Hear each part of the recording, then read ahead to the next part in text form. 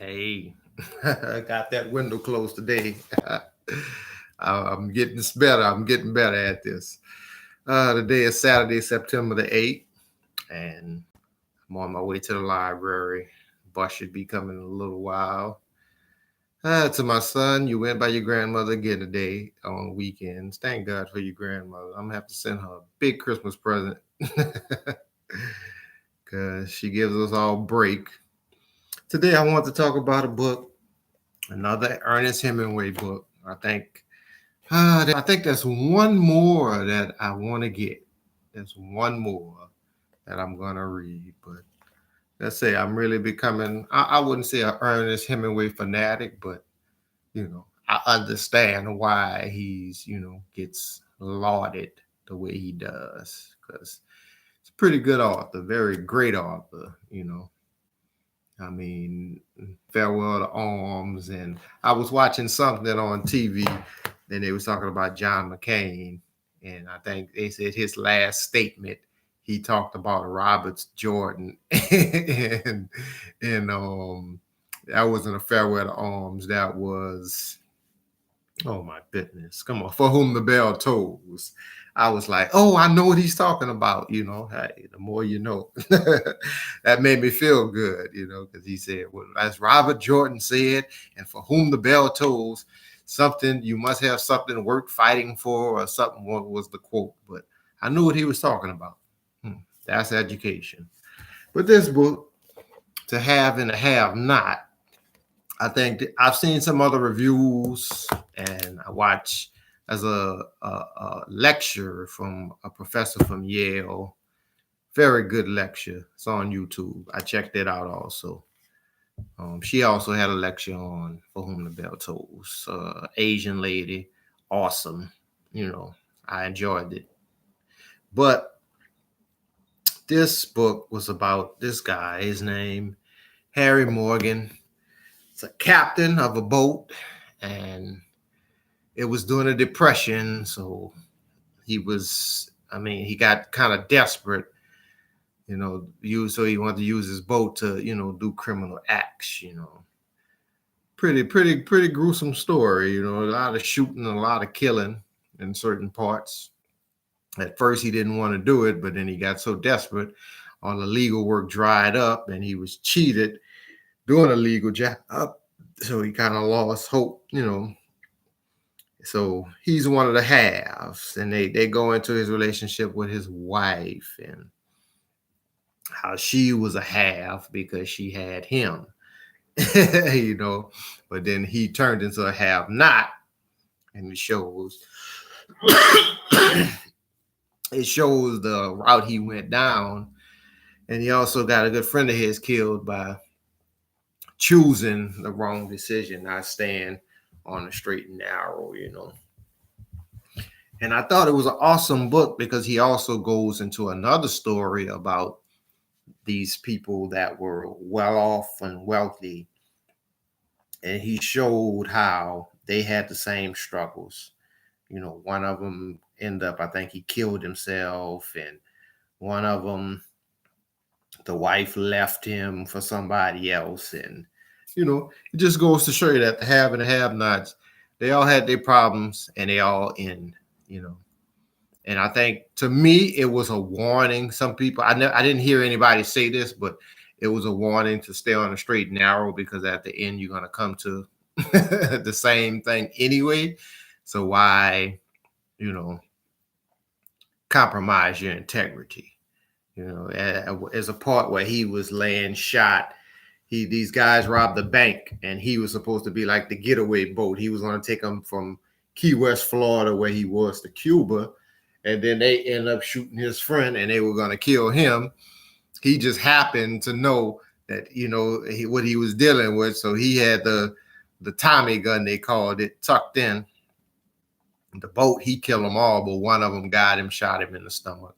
And he's laying there like, man, I should have just worked at a filling station, And I mean, it's just, if you ever saw that movie, Minister Society, at the end, he says, man, I know now,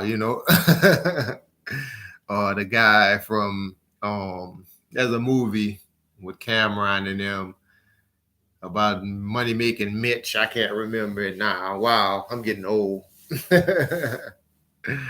It's on the tip of my tongue. It's one of these Rockefeller movies they made though about Rich Porter and all that, you know.